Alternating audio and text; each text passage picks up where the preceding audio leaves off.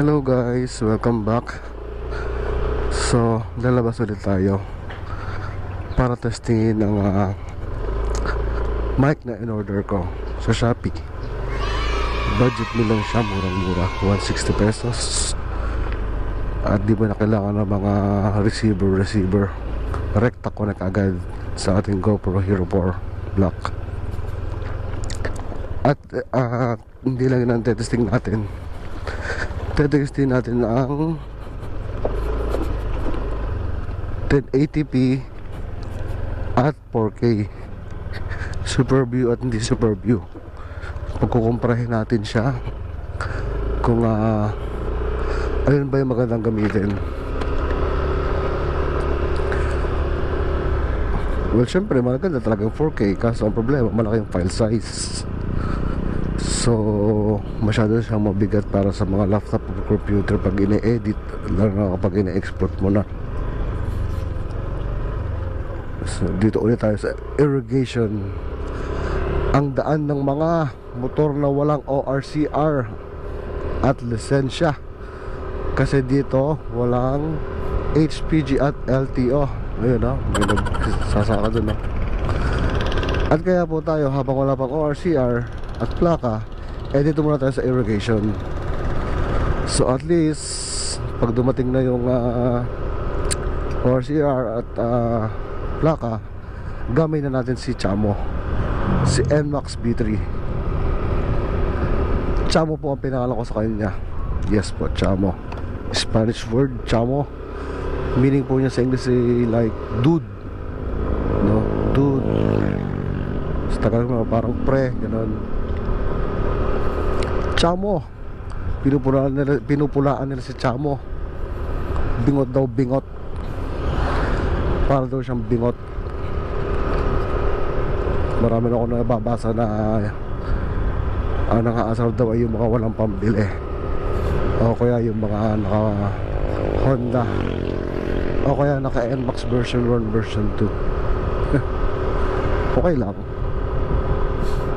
kung bingot siya, di bingot. Ang tawagan sa akin ng asawa ko, bingot bingotilyo.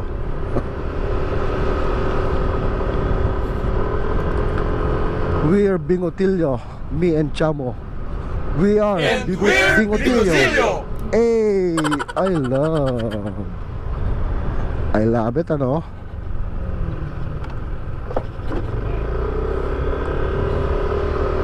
Sana walang nagagawa ng kalsada, kasi nung nakaraan may nagagawa dito, may nag-aasfalto. Ang haba ng traffic. Ito si Piso, bata pa lang ako ito nakikita ko na, pero parang hindi siya tumatanda. Ito si Piso. Lagi yung may hawak na piso, kaya tawag sa kanya Piso.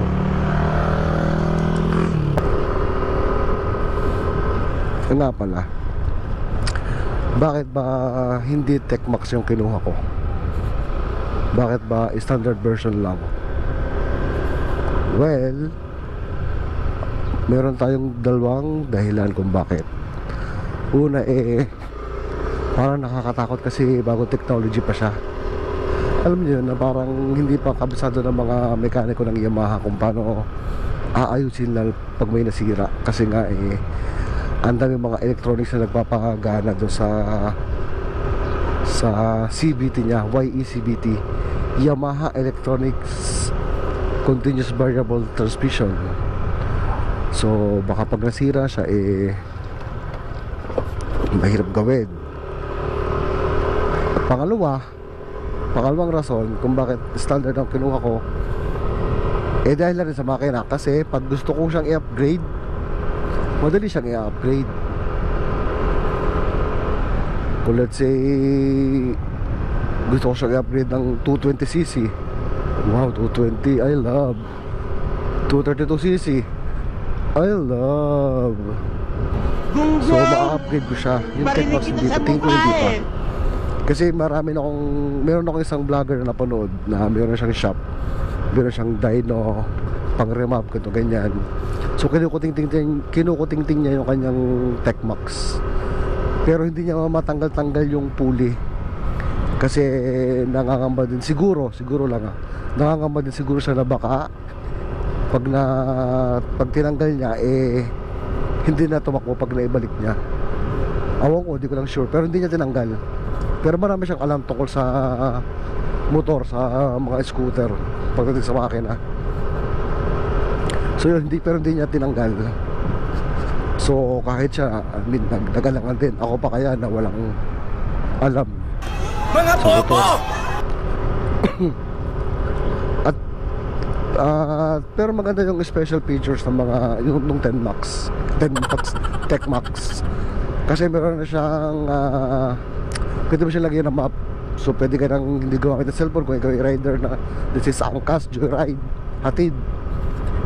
Pwedeng hindi ka nang mag cellphone kasi naandun na sa harapan mo yung doon sa monitor niya yung yung mapa. Tapos pag yung namang let's say kunwari may na-receive kang tawag, pwede mo mabasa yung message.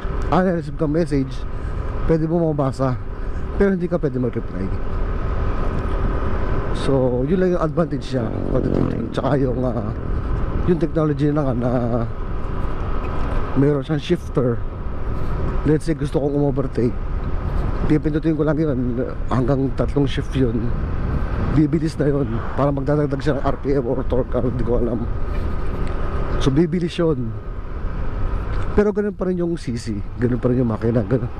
Ang pagkakaiba lang kasi nun dito, let's say pareha sila magta-top speed ng 120 for example lang, pareha silang kaya mag-top speed ng 120. Pero yun, mauuna siya mag 120 bago ito, pero hanggang 120 lang din siya, parang ganun. Paano masabi? Kasi mabilis na siya mag-accelerate dahil ng shifter. At kung pababa ka naman, pwede ka mag-engine brake. So tipid ka sa sa brake pad kasi hindi ka masyado gagamit ng brake. Yung kadalasan na napapanood ko sa mga may Tech Max at saka yung nag-review ng Tech Max. So ganun yung kadalasan sinasabi nila. At tingin ko naman totoo kasi nga may nakita ako video na pupunta silang Baguio, pinipindot niya yung shifter, yung shifter nga, bumabagal yung yung takbo ng motor, pero pababa siya, pasulong. So tapos ang lakas ng ugong ng makina. Dito na tayo, balik naman tayo sa 4K Super View. 4K lang, normal view. So tayo po ay naka na 4K wide view lang, hindi siya super view. So mag-iiba yung angle niya, lalapit siya, hindi na siya wide, para mag-zoom in siya ng kaunti. Ayun ko, ang ganda oh. I love. Nga pala nung isang araw, nung isang gabi, kasi nung Sabado pala nagpunta kami ng San Teodoro sa Lash Camp. So siyempre dadaan ka ng Bako, napansin ko mayroong mahabang daan na straight. Pagkalampas mo ng tulay sa Bako, pag galing ka dito sa Kalapan, yung pakalabang tulay, ang haba niya. Bigla naisip ko na subukan ko pala mag-top speed dito. Top speed ko si Chamo kung hanggang saan ang kaya niya. So yun, nung papunta na ako doon, kaso madami sasakyan, hindi ako nakabuelo na maganda. Nung pabalik na ako, paglampas dun sa court, dun sa Bako, pagkatapos mong kumorbada, mayroong court nga, covered court. Yun, doon ko na piniga yung silinyador. Nakaabot naman siya ng 117 kph. So tingin ko kung mas mahaba pa yung daan, siguro aabot siya mga 120 or higit pa, mga 125. Kasi napanood ko dun sa isang vlogger na naka Tech Max, umabot siya ng 126. At doon naman sa Malaysia na naka standard version, ang top speed niya 130. Taka 130 siya.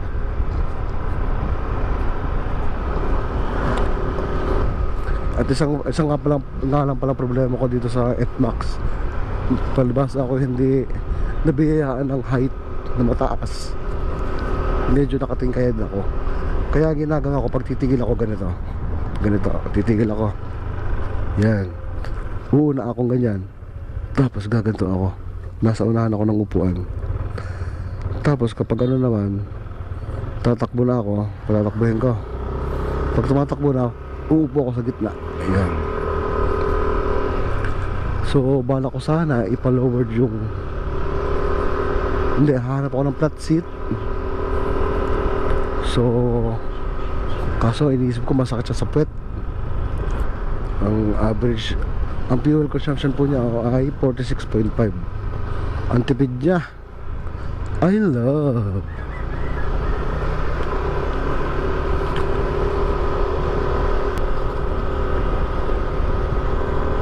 Pampertika natin si kuya, medyo mabagal siya. Oh, diba? Parang wala pang half throttle, umarangkada na agad. Wala pang half throttle yun. Ito half throttle ko. I love. Oh. Half throttle yan siya. Hindi siya umarangkada. Full throttle.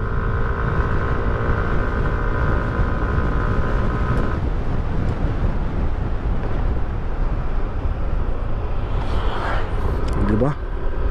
Ang lakas ng brake ni Chamo. Chamo, ang lakas ng brake mo.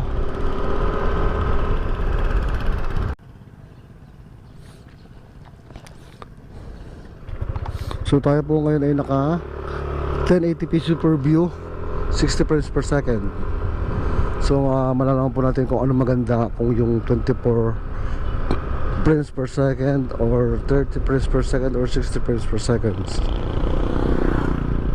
Kasi po pag hindi akma yung frames per second mo sa shutter speed, eh hindi maganda yung resulta ng video.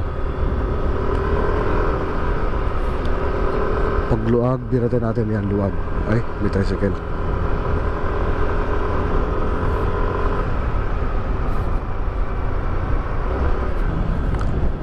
I love.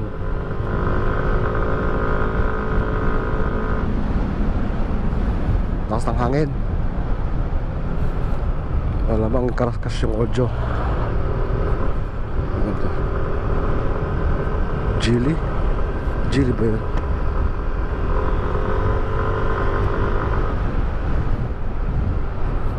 Pagdating natin doon sa dulo, lipat naman tayo sa 1080p 60 frames per second, wide mode, normal view mode.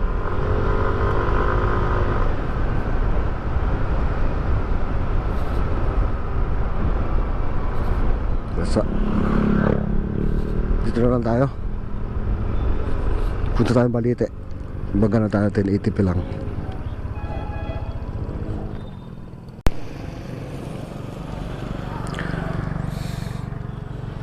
Okay guys, naka 1080p na tayo. 1080p 60 frames per second. Punta tayo sa Balite. May iba naman ang view. Lagi nilang irrigation. Overtake natin sila ate.